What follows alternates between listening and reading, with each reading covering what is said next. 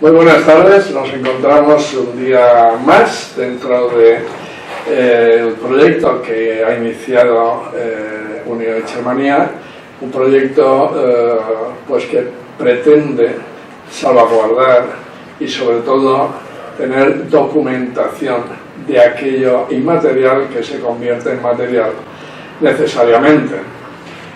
Hoy tenemos una persona con nosotros que es don Francisco Taberner Pastor. Él es doctor en arquitectura desde 1982 y arquitecto desde 1977, ¿no? Sí. Bien, hablaremos con don Francisco Taberner de algo importante, diríamos, dentro de la intervención o dentro de la conservación o dentro de la investigación de lo que es su campo, como es la arquitectura. Bien, como decía, don Francisco ha realizado, su currículum es enorme, no voy a leerlo todo, Paco, no hace falta, pero hay una serie de aportaciones que sí son dignas de ponerlas aquí, de sacarlas, como es la restauración sobre edificios declarados bienes de interés cultural, como el convento de San Francisco Benicarló, o la iglesia del Salvador de Burriana, la muralla de Mascarell, capilla del Cristo Requena, etc. Su investigación se ha orientado, como decíamos, en temas de patrimonio cultural, tanto en el área de urbanismo como en el área de arquitectura, concretamente la restauración de monumentos históricos, habiendo obtenido 2 sexenios de investigación, como fueron en 2010 y 2014. También y asimismo es coautor de los planes directores de San Juan del Hospital y de la Lonja de Mercaderes de Valencia, y entre su obra construida, digamos ya tu ejecución como arquitecto realmente, cabe destacar la Casa de Cultura de Rocafort y una serie de viviendas unifamiliares en la Cañada, bueno, y otras muchas. Ha sido presidente del Colegio de Arquitectos de Valencia y actualmente, creo que fuiste del 2002 al 2006, puede ser. Ya voy perdiendo un poco la Sí, memoria. 2002-2006, y actualmente es académico de la Real Academia de Cultura Valenciana de de Bellas Artes de Valencia desde el 2004 hasta la actualidad. Bien, entraremos en el área de investigación, pero yo creo que la vamos a dejar para un poco más adelante y así tocar temas concretos de investigación en el campo tanto de la investigación, de la ejecución, como de propiamente lo que entendemos por investigación, que se abre a muchos campos. Es decir, cuando hablamos de intervención en monumentos o cuando hablamos de intervención y desarrollo de planes urbanísticos y demás, pues conlleva lógicamente esos elementos necesarios de investigación que hacen falta pues para poder desarrollar después todo lo que va a ser ese proyecto. Algo que hoy en día sorprende que estas cosas no se hagan como se deberían de hacer, pero bueno, ya hablaremos posteriormente y demás. Hablemos de ti, Paco, porque nosotros ya somos amigos de muchos años. Nos vamos a tutear, Paco, y a mí me gustaría que entraras tú pues un poco desarrollando esos principios tuyos, profesionales, porque aquí de lo que se trata es de conocer vuestra aportación dentro de un proyecto, que es este de Prohombres y Promujeres Valencianas, pues eso que algo parece que hoy en día no existe en cuanto al esfuerzo, sacrificio, en fin, el estudio de la investigación del que hablábamos, y sobre todo cómo se ha desarrollado a día de hoy hasta alcanzar el 2018, que es donde estamos. Entonces imagino que la Escuela de Arquitectura, entonces no sé si habrá cambiado mucho con la Escuela de Arquitectura de ahora, pero cuéntanos a ver, tu experiencia y tu participación en tu biografía, claro. Bueno, en la Escuela de Arquitectura, en la enseñanza reglada, lo que es la conservación del patrimonio no existía como tal asignatura.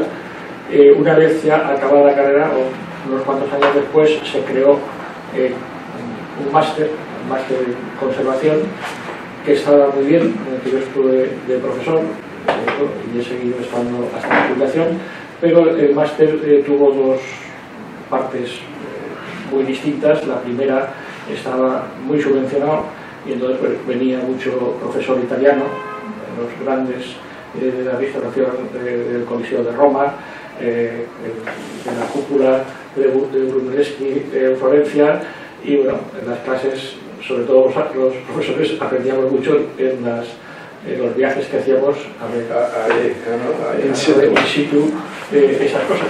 Luego desaparecieron unas subvenciones, yo seguí de profesor, pero bueno, pues ahora las excursiones, que también eran interesantes, íbamos pues, a ver lo que se estaba restaurando pues, ya en el ámbito de nuestra comunidad. Nos hemos ido a Morella, a Játiva, a Mascarell, bueno, cosas más asequibles y no menos interesantes, que al fin y al cabo tiene más sentido, tenemos más posibilidad de restaurar un palacio del siglo XVIII o XIX que la cúpula de Brunelleschi. Será muy raro que nos lo encarguen.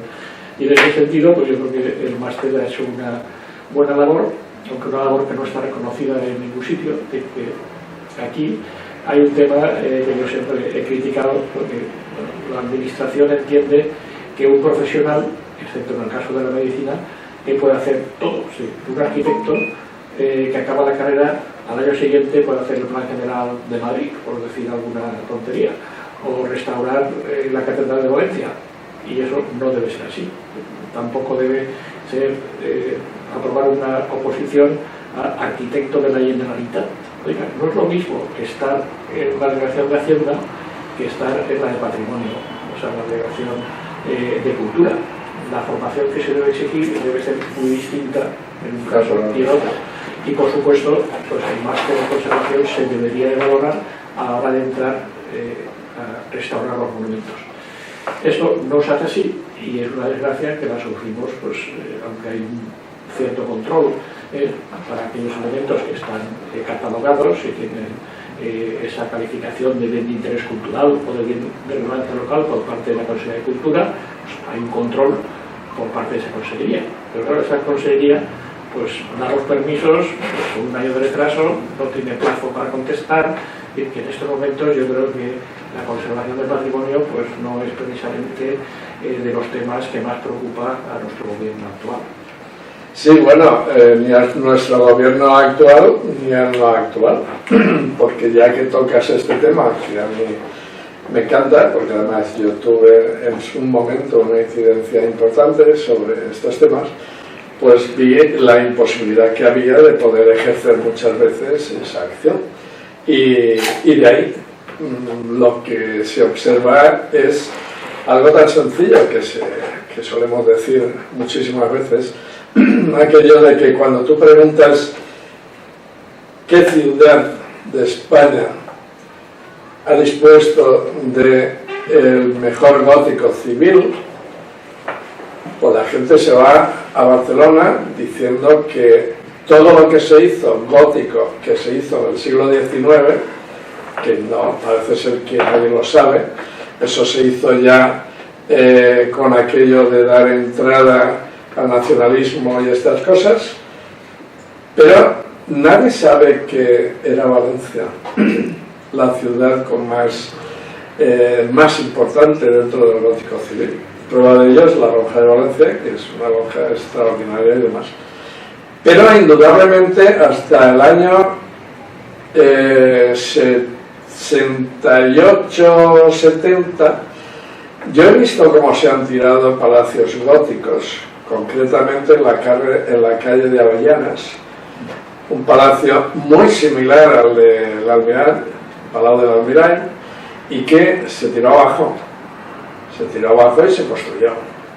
Y eso me recordaba a mí a una frase que me dijo en San Petersburgo una persona, y decía que en Valencia pues todo lo que eran palacios ahora son parkings, jardines o demás. Es decir, no hemos tenido la suficiente, ¿cómo te diría yo?, sensibilidad para no afectar. Ahora, afortunadamente, es distinto. Aunque habría mucho porque lo que tú me estás diciendo, habría mucho que arreglar. Primero porque en patrimonio no siempre hay gente preparada para poder dirigir o llevar. Me bastaría con que fuese interesada, que tuviese interés. Claro. No hace falta a lo mejor una gran y complejísima formación, pero sí tener una cierta cultura y saber hasta dónde se puede llegar. Y hay un tema que siempre me ha interesado, que intento profundizar, que es el de los criterios. Pero los criterios van variando. En realidad, el primer criterio con carácter europeo, porque también cuando hablamos de matrimonio, aunque no lo digamos, estamos hablando de nuestra civilización occidental, es decir, de Europa, ¿no? Entonces, en el año 1931, pues tenemos la Carta de Atenas, que es un documento donde se glorifica el monumento y se dice cómo tiene que ser el monumento, cómo intervenir sobre él.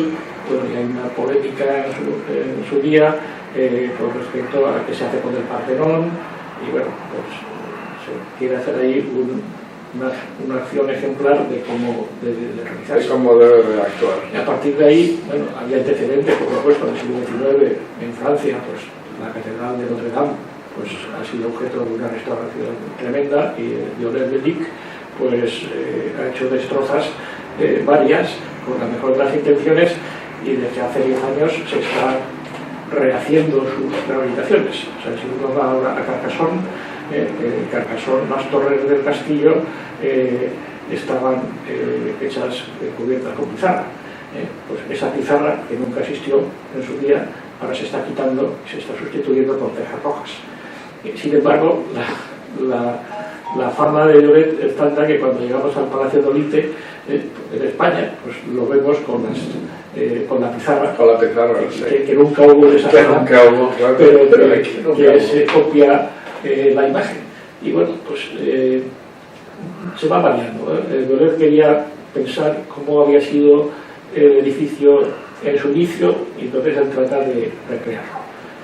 Luego tenemos una segunda fecha muy importante, que es 1964, que hay otra carta, que es la Carta de Venecia, y ahí se amplía el concepto de monumento. El monumento ya no es un edificio aislado, magnífico, con unas características artísticas o estéticas de primer grado, sino que el conjunto de edificios, esa es la gran aportación de la Carta de Venecia, cuando hay muchos edificios con una cierta homogeneidad, que sin ser ninguno de ellos pues un ejemplo extremadamente singular, lo que sí que es singular es el conjunto de ellos. Y entonces se crea la figura del conjunto como elemento a proteger.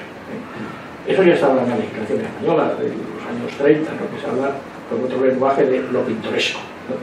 Y que había pueblos pintorescos que había que conservar, y bueno, y a partir de ahí, bueno, pues se empieza a trabajar el tema, que tiene su mayor exponente quizá en la ciudad de Bolonia, que es la que más en serio se toma el tema de las inversiones, porque una cosa es la teoría y otra cosa es la práctica o la gestión. Al fin y al cabo es lo que de forma más efectiva protege un conjunto, el que la gente viva. En cuanto la gente se va del barrio, y ahí se ha hecho una... Se abandona y consecuentemente tiene su propia destrucción. En Bolonia hubo una gran inversión que consistía en coger a los habitantes, sacarlos del barrio, darles una alquiler en otro sitio, rehabilitarles viviendas, con muchas de ellas 4 o 5 plantas sin ascensor, pues ponerles el ascensor. Y en efecto, el ejemplo más efectivo de esta nueva visión es el que se produce en la ciudad de Bolonia, en la que se hace una gran inversión,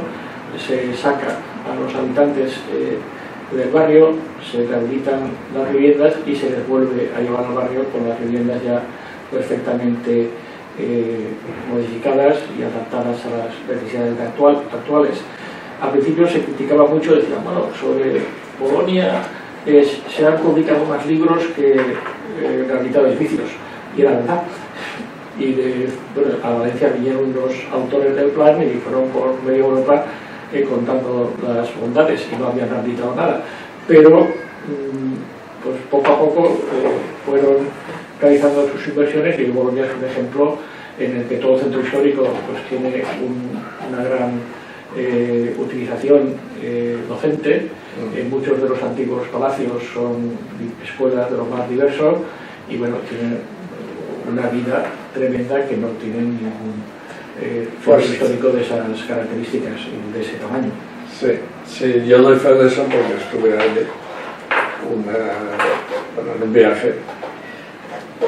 Me instalé allí durante 2 semanas, y lo que tú dices, tanto la parte material, edificable, como la inmaterial, que es el vecindario, se ha mantenido perfectamente.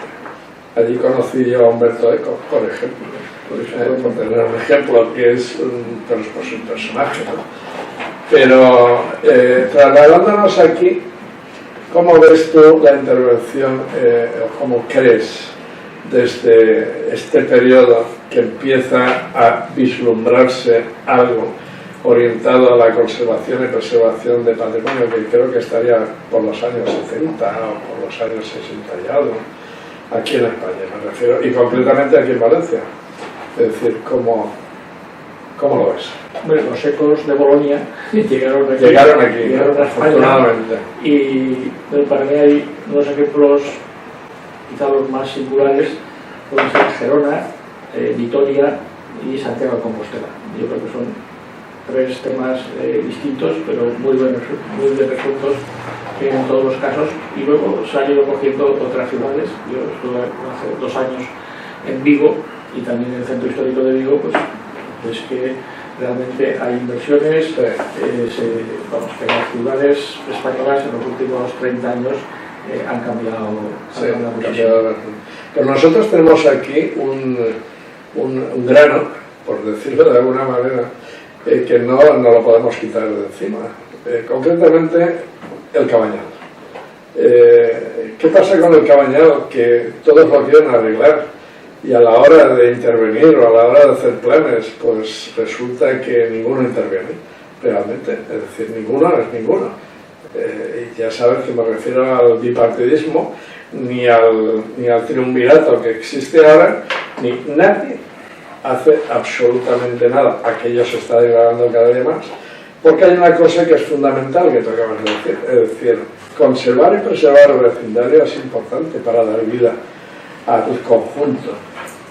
Y lógicamente allí de vecindario desgraciadamente queda poco, y el vecindario que hay pues no es de allí, más bien es foráneo y con unas costumbres un tanto fuera de lo corriente de lo que era el Cabañal, por no decir cosas algo más fuertes, como es la proliferación de droga y otra serie de actividades que se desarrollan allí, que van haciendo que el Cabañal cada día se hunda más. Es verdad que hay proyectos, y ¿por qué no se ejecutan?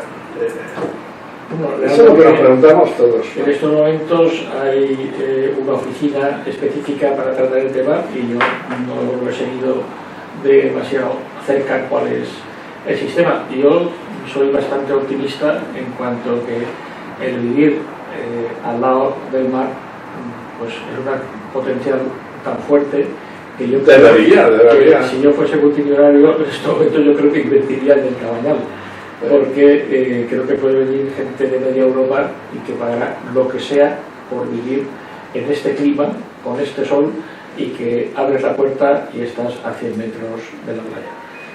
Eso tiene también mejorando todo un problema, que es lo que se llama la gentrificación, ¿no? Es decir, tiramos a la gente que hay y ponemos otros que tienen mayor poder adquisitivo y la cambiamos. Pero tampoco hace falta ser tan drástico. Yo creo que se puede combinar si son, bueno, eso es el extremo, claro. Si son vecinos de siempre, de toda la vida, pues, y se sienten, porque la gente de allí, hablas con la gente de allí, se sienten cañaboleros, en fin. Y lo que molesta allí yo creo que son lo que te acabo de decir, que nadie le da por intervenir. Y claro, cortar así la sandía por tal como viene, pues tampoco es...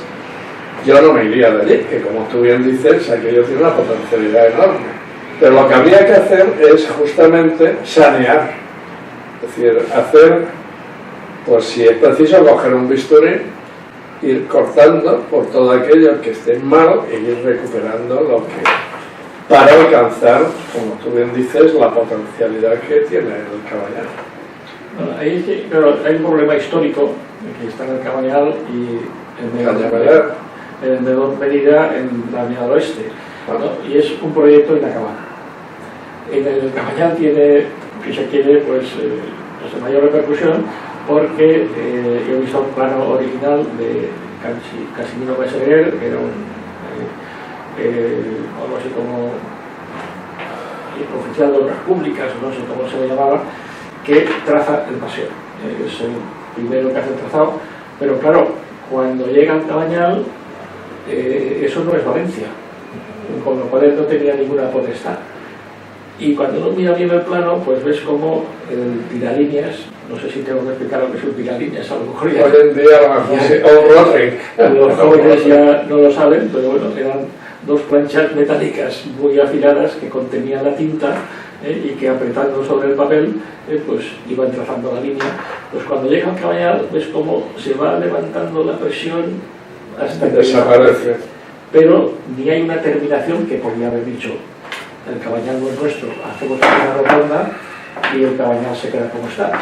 Pero claro, esa direccionalidad pues hace que desde tiempo inmemorial, cuando yo iba al colegio del Milán, cuando pasaba por al lado del colegio, venía del tren y había una valla no como la que hubo luego en la calle Serrería, sino una tapia una tapia de 2 metros de altura, y bueno, aquello era una zona absolutamente marginal. El ir al Cabanyal era una exclusión que se iba por el camino de Algirós, que pasaba por al lado de lo que hoy es el chalet de Llora, ¿no? que entonces estaba en medio de la huerta y ahora pues está ahí en una posición urbanística ahí complejísima, pero claro, había una sombra que era la idea que cuando yo iba al colegio ya se hablaba, se hablando del año 55.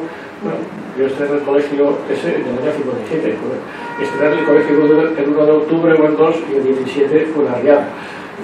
Y bueno, en aquel momento ya estaba en vigor la prolongación del paseo. Eso hace que todas las casas que estaban en esas líneas, la gente las empieza a abandonar, no las arregla y crea un deterioro del barrio pues muy importante.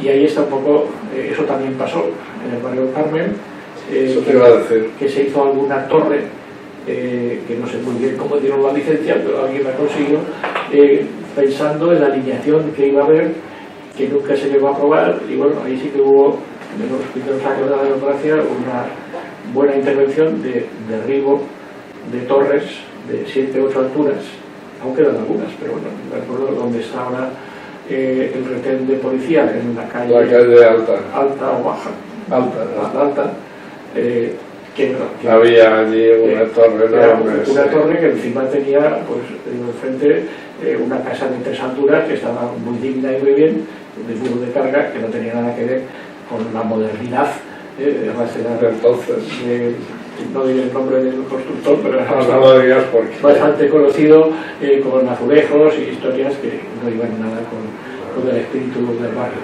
Y esa es una, Valencia tiene grandes proyectos y realizados que algunos los podemos ver pues que van contra el sentido actual, pero si se hubiese hecho la Avenida del Oeste, no la del año ya 41, sino en 1910, o antes todavía una similar que planteaba Ferreres, que en vez de ir desde San Agustín pues iba de la calle San Pedro Pascual. Pues teníamos una avenida con 3 alturas, la más de bonita, la más de soleada y la más de bien, si no lo vemos muy versallesca, estropeado luego. O sea que eso que nos gusta tanto y alabamos cuando vamos a París, pues se hizo de una tacada, con mucho dinero, con mucho poder político, y las calles eran rectas.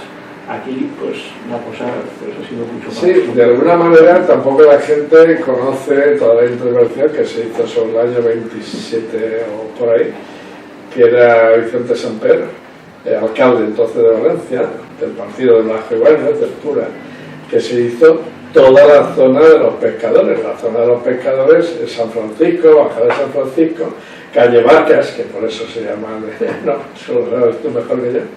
Y se hizo una intervención dignísima, a un nivel pues de París, que era como aquella gente pensaba entonces, y sobre todo porque había dinero. Hemos sido siempre un espacio con dinero, y eso unas veces ha ido bien y otras veces ha ido muy mal, ¿no? Porque la gente se ha dedicado a hacer lo que considera porque sí, y sin criterio ni metodología. La operación del barrio de pescadores, bueno, yo creo que, se ha estudiado y también la he contado una vez, pero creo que requeriría un estudio más de profundidad de cómo se hacen todas las expropiaciones con el palillero y la turbilla, haciendo ahí las valoraciones, los expedientes, que al final, pues no sé si eran 200 casas las que se derriban todas. Se hace la reparcelación consiguiente, que ahí también hubo sus vasos entre el pueblo y el mercantil valenciano. Parece que uno no quería que las Gran Manzanas fuesen en Aspa y los otros en Cruz. Al final ganó la Cruz y quedó realmente una manzana del ensanche, por lo menos exteriormente, aunque con la deficiencia de las manzanas del ensanche tienen todo su patio interior, que es un 25% por lo menos de la superficie, sí, y ahí son compactas, pero por las fachadas pues son prácticamente identificables con las del ensanche, y supuso, claro, la animación de una zona que había estado muy degradada, el antiguo barrio de pescadores, de cuando vivían allí los pescadores. Parece que están muy lejos del puerto. Sí, pero entonces estaba mucho más cerca. Pero que además entraba por ahí, está de ese lado, y se convierte en un barrio residencial. Y eso además lo explota políticamente el señor Blasco Ibáñez, que va en un acto profesional con los carruajes, la banda de música y una piqueta de plata, y da los primeros golpes para iniciar el derribo de lo que es el barrio. Y luego, bueno, ya para darle calidad, pues a ver si puede venir el Banco de España, y va al Banco de España, pues hace el gran edificio de Correos, y luego ya particularmente pues el banco del canal del Río de la Plata, que es el hotel inglés, el Reina Victoria, que hace que aquello pues se anime y vaya, sí, empieza a desarrollarse, pues, no diría altísima burguesía, pero ya una burguesía, sí, importante, digamos de clase media alta. Muy bien, pues en el campo de la restauración, que vamos a tocar algo más, ¿tú cómo ves este cambio de criterios? Has hablado de Viollet-le-Duc y de Pushkin, que era los contrarios. No tocan nada. Bueno, ¿y cómo ves ahora, dentro de las generaciones más jóvenes, cómo diría, ese aprecio por las intervenciones, o por lo menos por el estudio e investigación necesaria para intervenir? ¿Lo ves más desarrollado o menos? ¿Por qué te digo esto? Porque verdaderamente la era de la modernidad nos ha traído verdaderas intervenciones caóticas. Y bueno, pues ahí tenemos, por ejemplo, un barrio como el de muy próximo, y que según la ley del patrimonio cultural valenciano no se podía permitir hacer la barbarie que se hizo de desmembrar todo ese barrio, porque ahora se llama la Plaza de Viriato, al lado de la calle Murillo y a menos de a 300 metros de las Torres de Cuarce. Es decir, eso para Masirri lo hizo la Consejería de Cultura, como tú bien sabes. Entonces, nunca se entendió por qué ese romper la trama histórica de un centro histórico se permite con tanta ligereza, ¿no? Yo no sé si es que en ese momento los inspectores no decían nada, o se trataba de actuar porque en ese momento había dinero, porque ya sabemos que es cuando éramos objetivo 1 en Valencia y es cuando verdaderamente Europa pone dinero aquí como tal.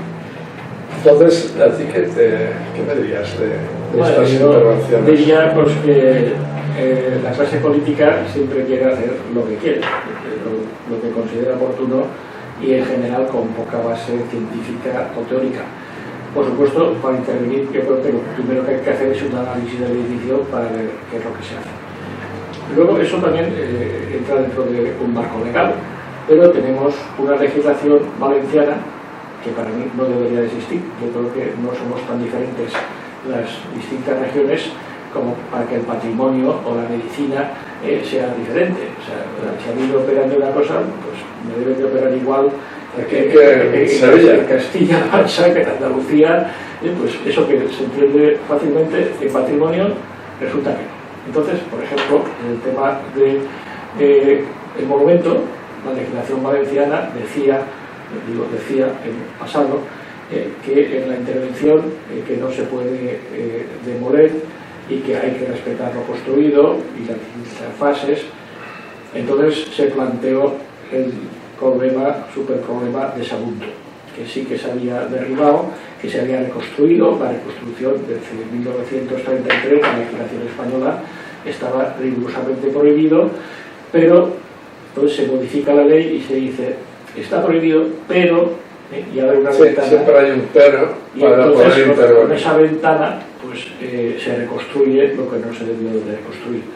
Eso, y se aplicaron técnicas que no se deberían de haber aplicado, y luego seguiremos. Sí. Eso en cuanto al elemento unitario. En cuanto al conjunto, lo mismo.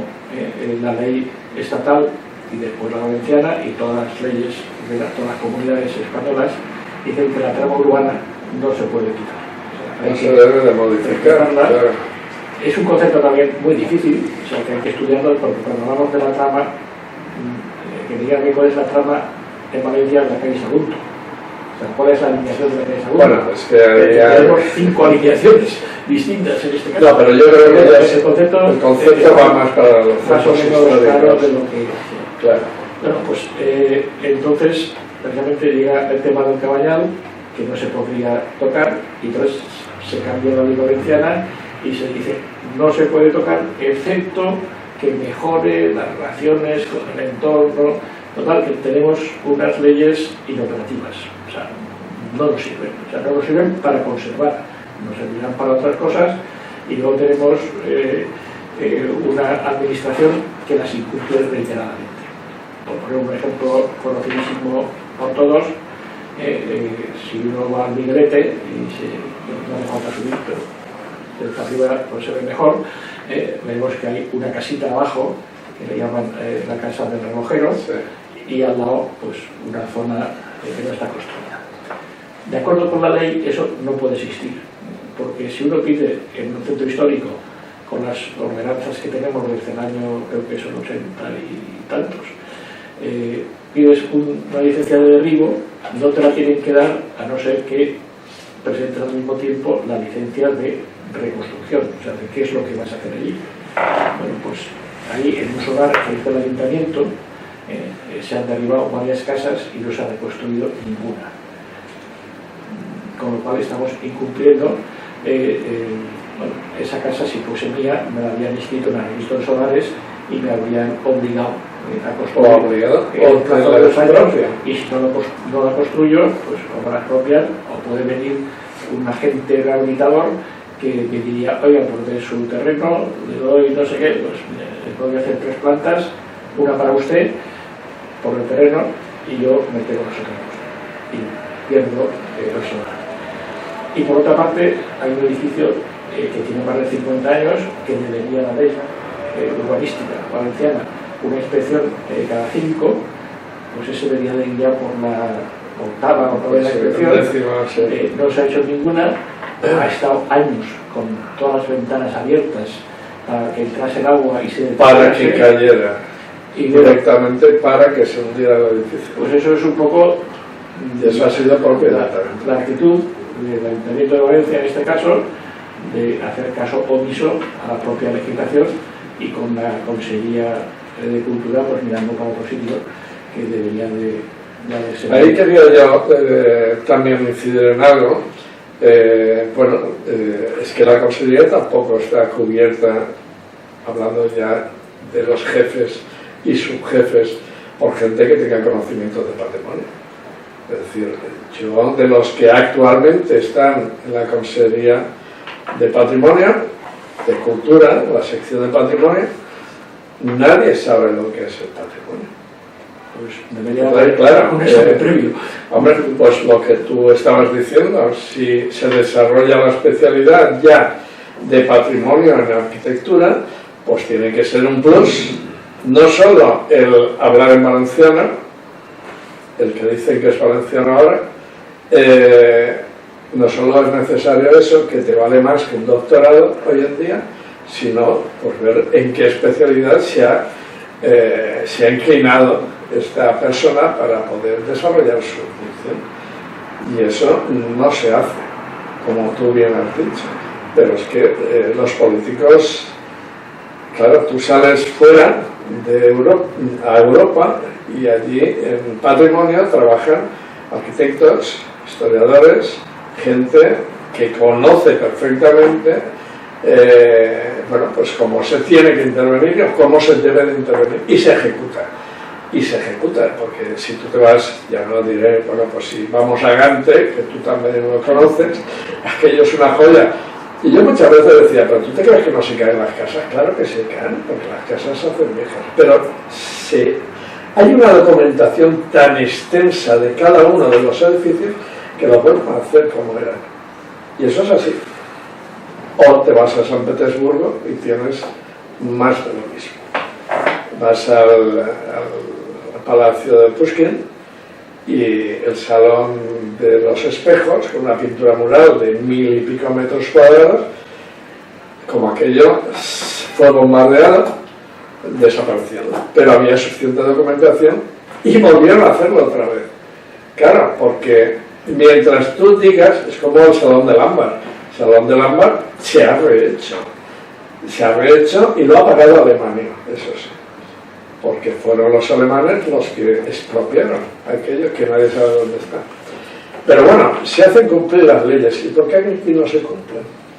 Bueno, yo no sé si es una tradición, pero desde luego no hay voluntad. O sea, igual que hablamos de la justicia, ¿no? Y dices, hombre, la justicia dice que sirve para todos, pues no. Pero desde luego sería peor que no hubiese justicia. La administración de justicia pues lo hace lo mejor que puede con los medios que tiene. Pero si comparamos el número de jueces por habitante que hay en España con el que hay aquí en Francia, pues nos llevaríamos una sorpresa que explica que aquí los juicios vayan por ese retraso. En ese sentido, yo también tengo una gran envidia de los franceses con el tema de los arquitectos de patrimonio. O sea, un arquitecto francés necesita una oposición durísima para ser arquitecto de patrimonio, que al final son, no sé si uno por cada región, y cada uno tiene a sus órdenes o a su control, gestión y control, un gran edificio y una zona. Bueno, pues lo que dice el arquitecto de patrimonio, ya puede decir el ministro que sea o el presidente de la República que no lo cambian. O sea, lo que él dice, que además lo dice evidentemente justificadamente y con unos estudios previos y toda la cosa, bueno, y eso, claro, tienen ellos una tradición, ya en el 1800 ya tenían inspectores de patrimonio. Aquí teóricamente también, pero era el capitán general, no sé qué, o sea, el gobernador civil y alguna eminencia de la ciudad, a veces algún sacerdote más o menos versado en la cuestión, pero no había una profesionalización. Y eso pues lo seguimos arrastrando. De hecho, fíjate en mi campo, que es la restauración de bienes muebles, como sabes, aquí se instala por el Marqués de Lozoya en 1964. Sin embargo, Francia, Inglaterra, Alemania, es decir, toda Europa, desde el 1820 o por ahí, ya están trabajando en aspectos patrimoniales. Y lógicamente, pues todo va mejorando. Pero lo que sorprende es que aquí no mejora, ¿no? ¿O tú crees? No, porque los jóvenes, ¿cómo entienden esto ahora? Era una pregunta que no lo acaban de entender. Primero porque no se les ha enseñado. Claro. A lo mejor yo mismo soy culpable de no haberlo enseñado, o de cuando he dado una conferencia sobre el tema de no haber hecho la suficiente publicidad para que vean lo que se hace en otros sitios, que incluso los grandes pecados como es el reconstruir, pues tú te vas a Dresde, que no quedaba nada porque estaba arruinada la iglesia, y la han reconstruido fielmente como era, conservando 50 piedras de las 300.000 que debe haber ahí. Bueno, y hay una cola para verla tremenda. Esto aquí pues no. Pero es que los arquitectos se les enseña fundamentalmente a dejar la huella. Sí. Y claro, yo creo que habría que, igual que está la Declaración de los Derechos Humanos, me parece muy bien y muy correcta, yo propondría la Declaración de los Derechos del Edificio. Entonces, por poner un ejemplo clarísimo, si nos vamos a Madrid, al edificio de la Caixa, es un edificio amputado. Y mi pregunta es, ¿hay derecho a un edificio dejarlo en el aire? A mí me parece una solución estructuralmente modélica, estupenda, de alta tecnología, pero se ha ido contra los derechos del edificio. O sea, el edificio tiene derecho a que su fachada llegue hasta el suelo y conservar su parte superior. En la escuela de Paquintos, pues resulta que le han hecho, para una ampliación de la escuela, un edificio al lado, que luego sube por arriba de las terrazas y acaba por el otro lado. Una cosa auténticamente espantosa. Oye, el edificio histórico hay que preservarlo como estaba.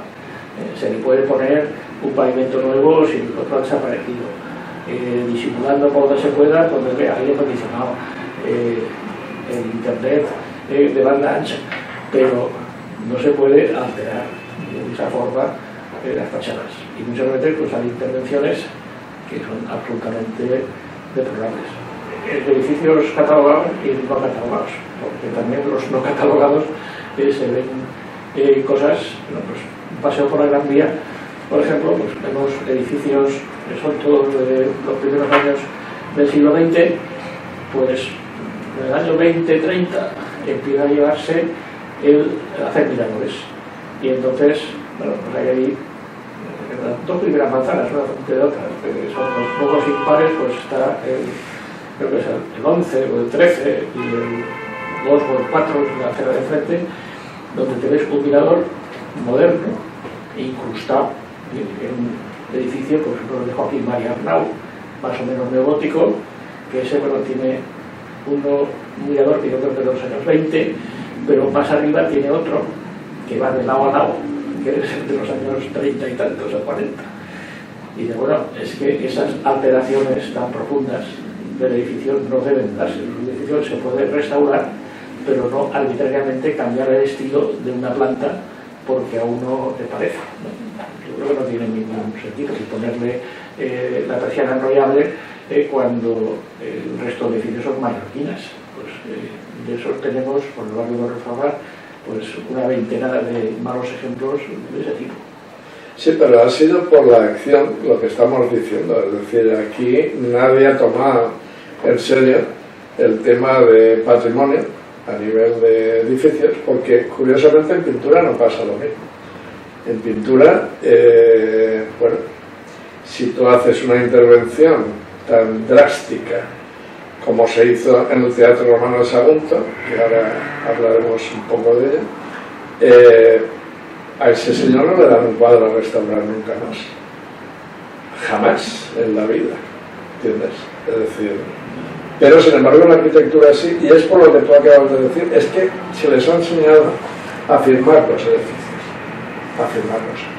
En restauración de bienes muebles no se firma nada, como sabes, es decir, porque en todo caso, imagínate lo que ocurriría si, bueno, pues las meninas, como está gordita, así con los mofletes, pues si hay una laguna al lado, pues le pones un globo, claro, y la gente diría, ¿y esto quién lo ha hecho?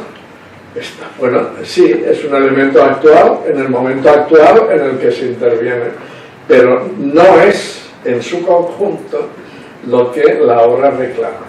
Y además con una particularidad, te diría yo, porque eso se necesita ya muchos más conocimientos y bastante más sensibilidad para actuar de esa manera. La manera de intervenir sin que se intervenga en la obra, porque como tú bien dices, hay edificios que se han reconstruido totalmente, pues porque Europa quedó destruida, arrasada, y las diferencias entre Pushkin y Viollet-le-Duc pues dio de sí que Viollet-le-Duc en Europa pues tuviera mucho más aceptación y demás. Pero en el campo patrimonial los jóvenes van creando conciencia de respeto hacia los edificios, ¿o no? Pues no mucho. Cuando se hace un viaje de estudios, se va a una ciudad, puede ser Toledo, pues se va a ver las intervenciones de edificios modernos, los proyectos modernos.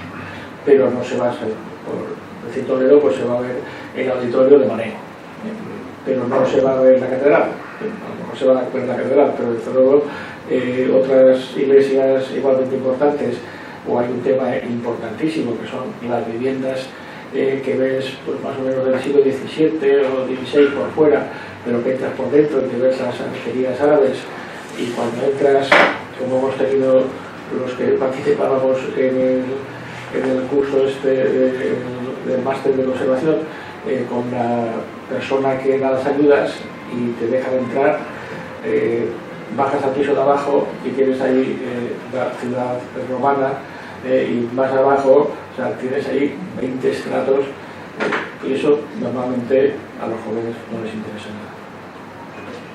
Ni siquiera desde el espacio del conocimiento, de la identidad de un colectivo, ni estas cuestiones. No, porque no les interesa. Entonces tendrá que ir a Estados Unidos, ¿no? Sí, a construir estas cosas. Los ídolos, hay una serie de ídolos, entonces hay que seguir a esos ídolos. Que son los que están ahora de moda, y pues si hacen las casas cuadradas, pues hay que hacer las cuadradas, y las hacen redondas, pues redondas. Y dentro de sus esquemas no está el rehabilitar un edificio y ver cuál era su función, qué parte del edificio se puede salvar, qué es lo realmente importante del edificio, qué parte se puede poner en valor, cuál no, y bueno, y eso pues dentro de los cánones de lo que marque también la legislación urbanística. Aquí, por ejemplo, en la calle Colón, pues tenemos ejemplos de sobreelevaciones. Yo tengo que confesar que he hecho una, pero bueno, es un encargo que te hace como otro cualquiera. Y dices, ¿habría que sobrelevar? Pues evidentemente no.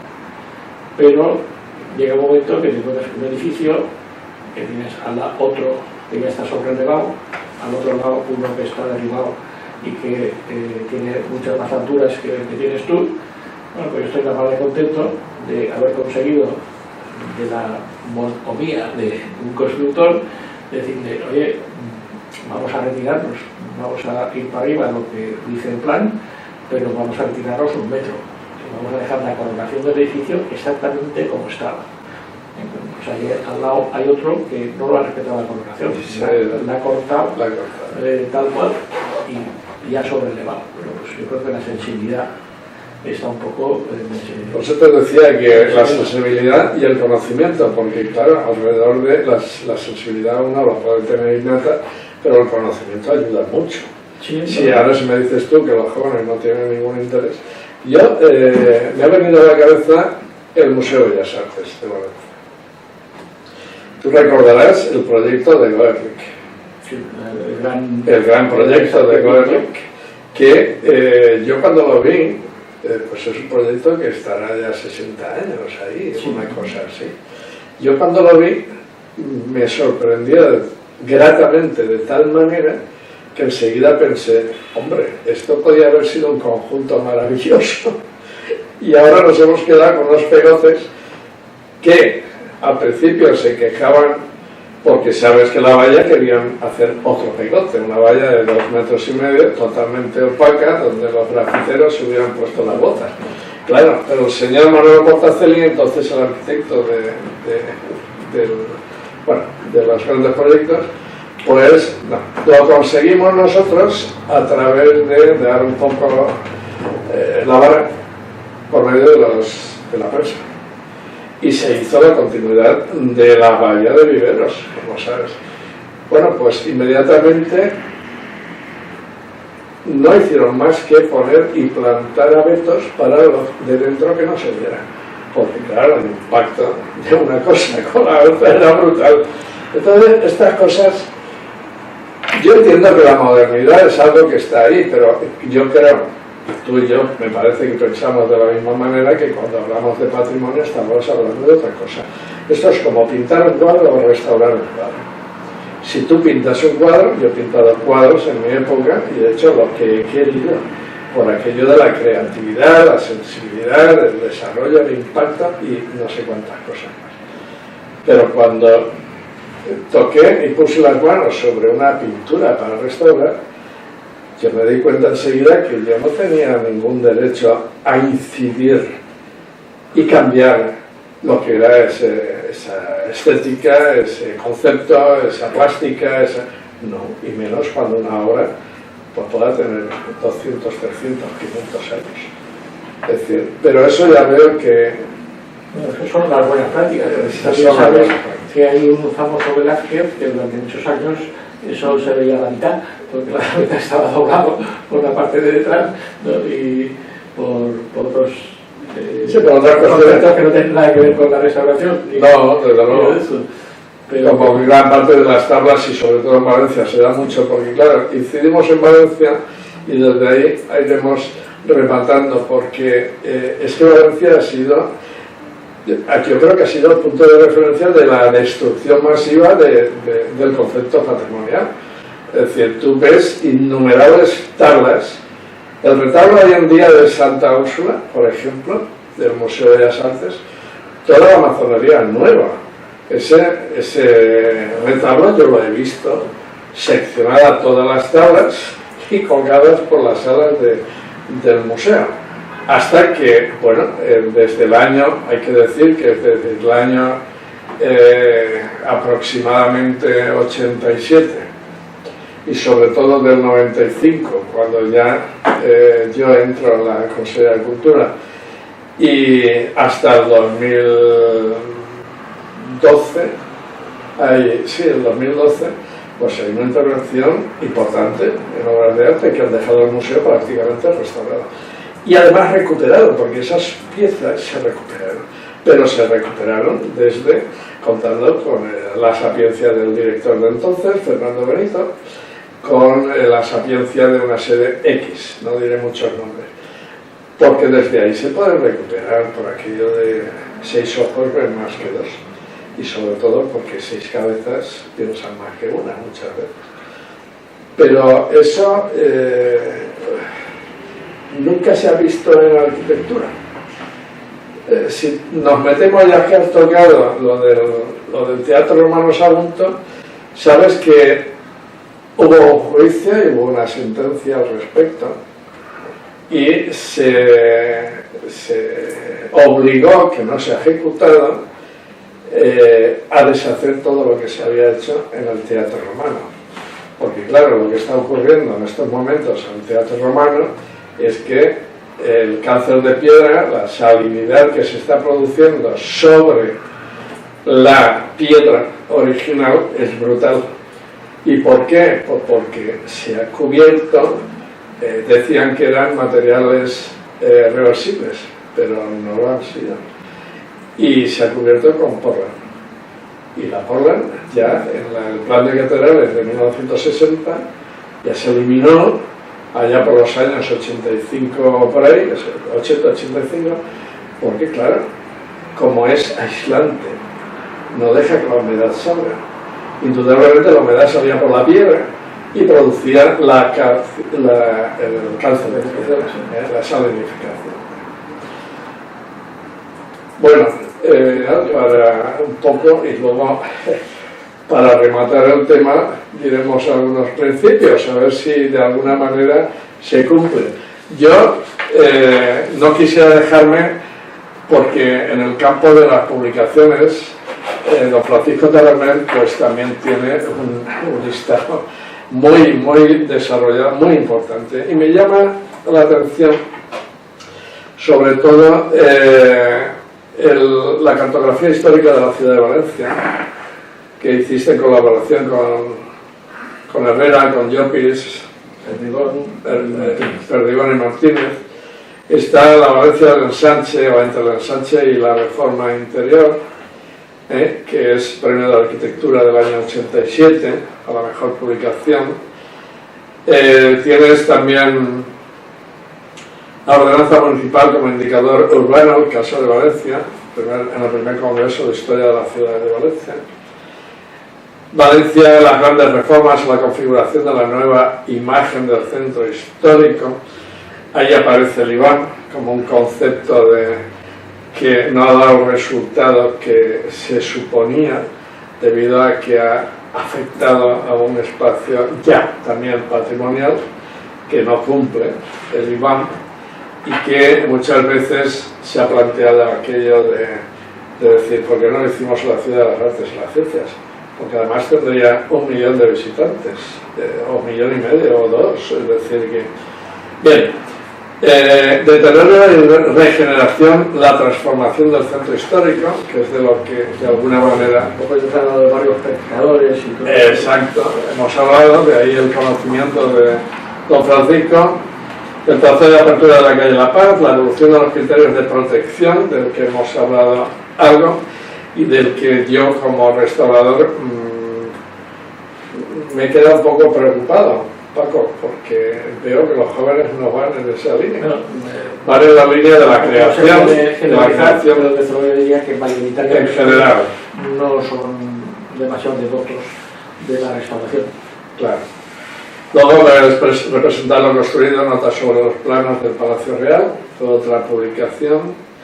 La evolución paisajística del entorno del botánico, la arquitectura en Valencia en tiempos de Sorolla, la ciudad de la exposición y su arquitectura, 1900-1910, que fue el periodo en el que se desarrolló todo aquel vasto, que por cierto, ¿en cuántos años se hizo? Muy pocos, ¿no? Pues ¿era la exposición del 1909? Sí, realmente bueno, hubo un poco de todo. El edificio más grande ya estaba medio construido, que era el de Tabacalera, sí. Que iba a ser Tabacalera, pero el Estado español se la cedió al ayuntamiento para que fuese pabellón de las industrias, que se llamaban, estaba toda la maquinaria y todo eso.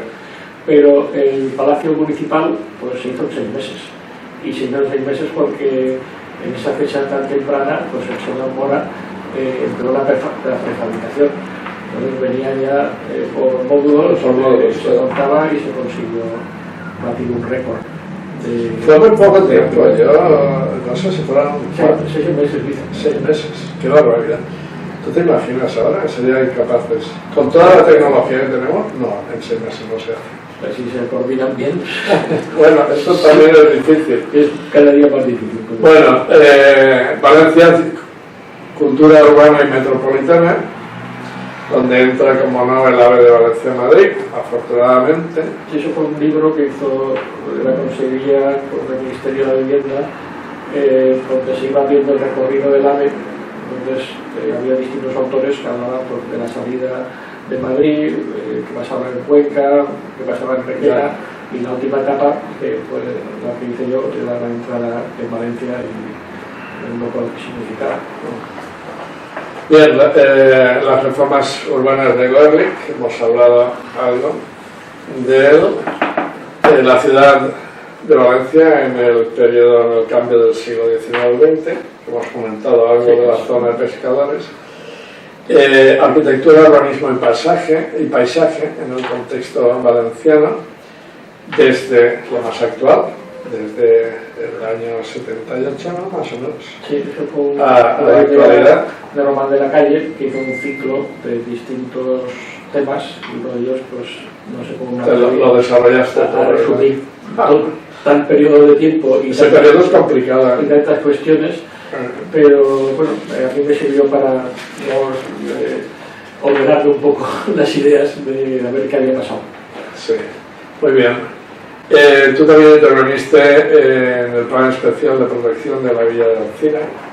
Supongo que se debe por eso el respeto absoluto a la muralla de Alcira, que está allí todavía impoluta.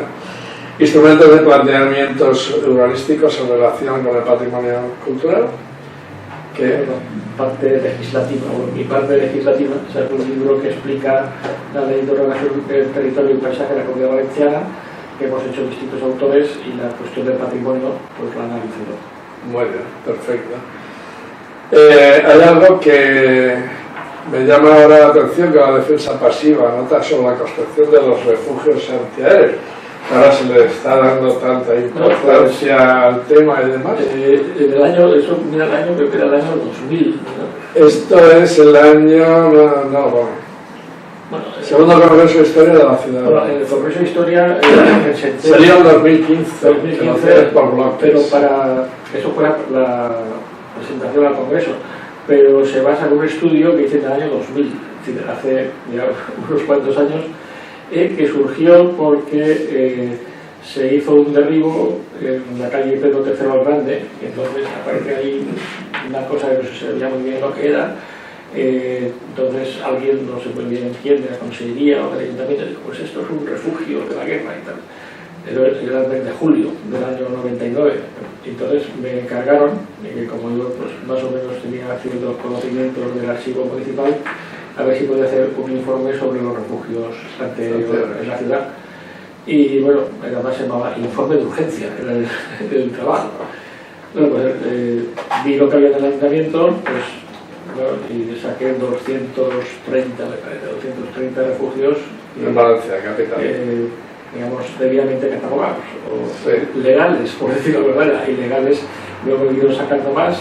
Al año siguiente al ayuntamiento me encargo un trabajo de campo diciendo: bueno, estos son los que están aquí, pero muchos no se hicieron, otros han desaparecido, y entonces hice un trabajo ya más exhaustivo con un planito de todos y cada uno de los refugios que se conocían. Algunos estaban muy documentados, o por lo menos muy situados. Los de la Gran Vía, en el plano del Instituto Catastral del año 42, estaba perfectamente dibujado. A mí me hizo gracia el gran revuelo que se realizó en aquel momento, que era doña Paz Olmos, la directora general, que fue corriendo a ver debajo de mi casa, justo en Villa Germania, que había aparecido ahí un refugio. El tema de los refugios, hay que decir, por una parte, una cuestión importante y novedosa.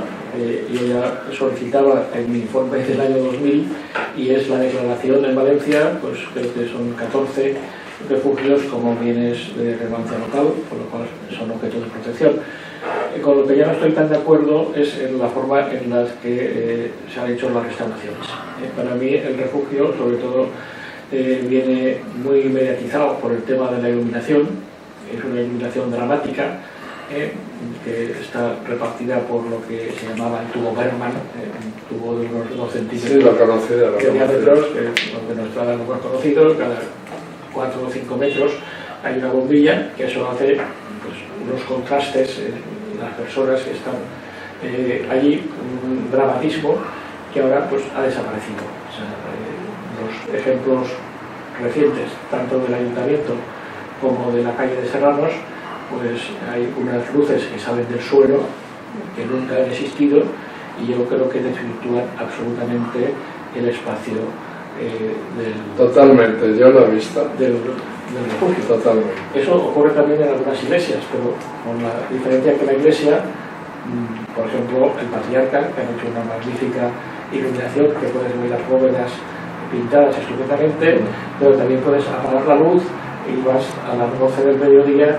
y da gusto. Vamos, el barroco no se puede entender con la luz artificial, sí. Pero puedes apagar la luz. Desgraciadamente en el refugio no puedes apagar la luz, porque si apagas la luz no ves nada.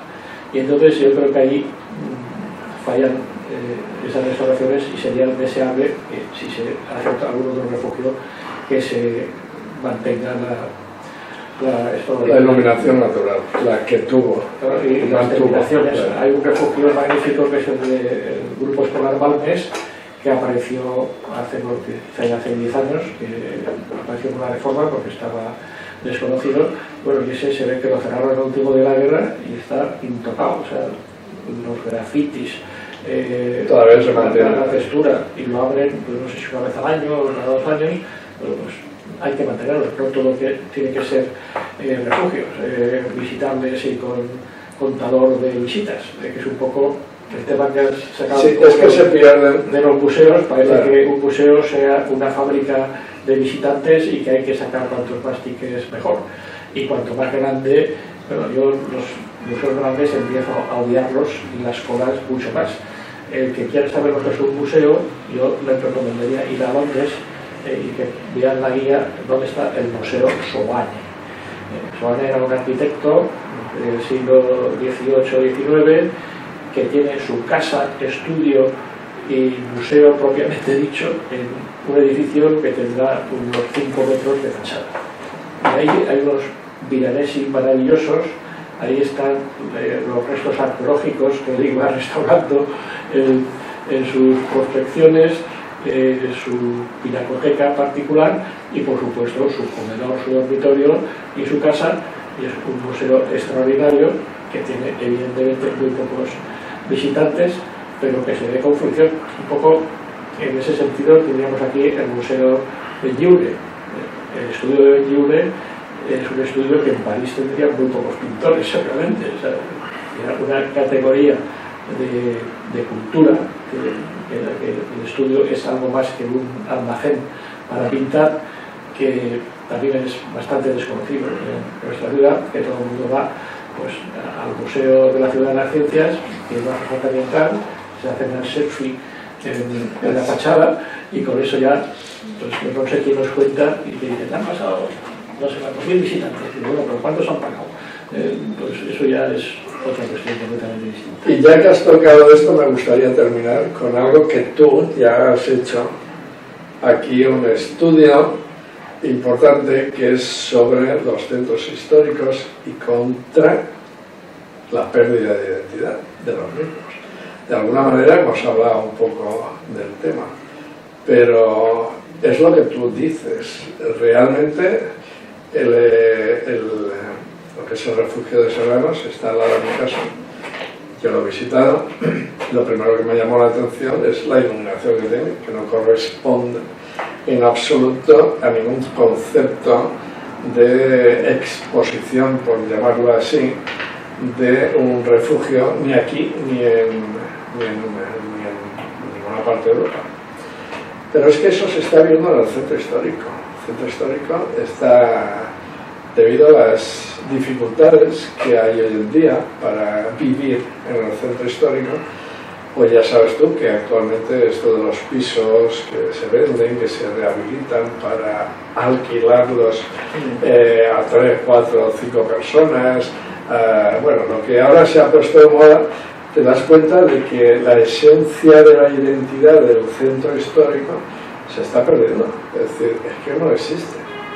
Actualmente yo te diría que ha dejado de existir el centro histórico de Valencia, el Carmen, concretamente.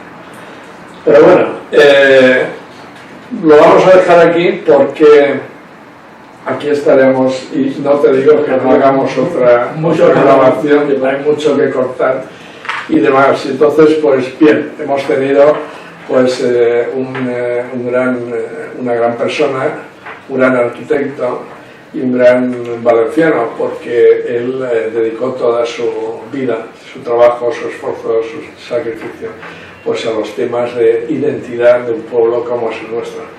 Y en virtud de lo que hemos hablado, y debido, supongo, a estas modernidades administrativas que se están dando hoy en día, de las cuales pues tú también hemos comentado la falta de concreción en las actuaciones y sobre todo la falta de control a la hora de la intervención. Aquí, desde Unión Germania, como te he dicho al principio, hacemos un archivo de personas con un talante, diría yo, significativo en lo que es la propia ciudad. Y desde ese punto de vista también preguntamos una cosa. ¿Consideras que debido a este mare magnum que se establece, que hay y que existe, cuando todo el mundo habla de la Consejería o de la Dirección General de Patrimonio, estas cosas, que las gentes no son las que están y demás, porque todos sabemos que es una cuestión política? Es decir, están puestos ahí a dedo la mayoría de las personas, en contraposición como la suele colocar en Europa, que es con una oposición dura, fuerte y demás, y sobre todo, como tú bien has dicho, si son temas de patrimonio. Entonces, ¿consideras necesario, conveniente o urgente que haya un partido valenciano con personas cualificadas para poder atender no tan solo esto, sino otros aspectos de la sociedad o de la vida en Valencia? ¿O qué? La pregunta es un tanto compleja. Yo, los apellidos me importan menos. Por ejemplo, a mí no me gusta que este lugar donde vivimos se llame Comunidad Valenciana. Por ejemplo. Para mí tampoco. Cuando se hablaba de los fueros, Valencia no era las Cuatro Cruces. Ahí se define pues desde Sagunto hasta un poco más allá de Cullera. Entonces, ahí es donde empezamos mal. Mal porque Valencia es el territorio. Porque, y bueno, ese era el centro, pero que se entendía que era todo el antiguo reino de Valencia. Entonces, evidentemente las palabras son iguales. Son iguales. Tienen su significado preciso y, bueno, en México lo tienen resuelto. México Distrito Federal y México. Aquí no se ha querido repetir y para mí, comunidad valenciana, o sea, la comunidad es un conjunto de personas, pero no de millones. Cuando se habla de comunidad estamos hablando de un convento, de una reunión de 30 personas o 40 de amigos que forman una comunidad. Y bueno, pues yo lo que querría es que haya un partido, un buen partido, bien organizado, y que evidentemente, si son personas que viven y trabajan en Valencia, pues que luchen por los intereses de los valencianos, cosa que desde que vino la democracia, y antes pues menos porque no la había, no he visto que nadie se moje mucho en Madrid. O sea que desgraciadamente no tenemos el peso específico que nos correspondería por número de habitantes y por la renta económica. Tenemos una desgraciada buena fama, entre comillas, de ciudad o de región rica que no se corresponde exactamente con la realidad, y en esto lo que sí que es objetivo y que se viene reivindicando ya un montón de años, que somos los peor no, pero que hay una región todavía detrás, pero de las 17 somos la 16 peor financiada de España. Eso yo creo que... Y pagamos como las que más dinero tienen. Y eso es lo que urgiría arreglarlo ya. Yo no sé, aquí hay un partido que tiene 4 diputados y no sé cómo no consigue la mitad por lo menos de lo que consiguen los vascos con 5. Solo es uno más. O Nueva Canaria con 1. O Nueva Canaria, que eso ya es... porque hay otros intereses por medio que ahora no vamos a comentar. Pues yo no es mi especialidad lo de la arquitectura, y esos intereses que evidentemente los tiene que haber, no alcanzo demasiado a ver por qué no somos capaces de, con esta identidad tan fuerte y con este pasado tan glorioso, pues estamos aquí pues en el pueblo turístico, que al final vamos a ser todos camareros, con todos mis respetos a esa es la verdad. Tan digna. Muy bien, pues don Francisco, Paco para los amigos, Gracias por haber tenido la amabilidad de sentarte aquí, de hablar con nosotros, de tratar estos temas que son muy especializados, pero yo creo que es que hay que hacerlos partícipes en la propia sociedad, porque así es como la sociedad aprende a valorar qué es lo que tiene, es decir, cuáles son sus principios, cuál es su historia, cuál es su tradición, cuáles son sus usos y costumbres y en consecuencia cuál es su identidad como pueblo, algo que parece que ahora está en entredicho por todas partes. Bueno, pues hay que insistir porque hace poco salió una encuesta en la que las personas entrevistadas mayoritariamente querían opinar como los demás, es decir, no tener criterio. Entonces, bueno, pues este programa y otros deben de procurar que la gente tenga su propio criterio, establecer un criterio y sepa opinar por sí misma, no esperar a que le digan qué es lo que tiene que opinar. Claro, muy bien. Pues nada, don Francisco, muchas gracias y hasta la próxima. No, con esto quiero decir que no sea la última. Y a ustedes muchas gracias por estar aquí, escuchándonos, viendo cómo, bueno, pues se ponen sobre el tapete una serie de cuestiones que difícilmente la sociedad valenciana los desarrolla en ningún espacio, ni educacional, ni político, ni social.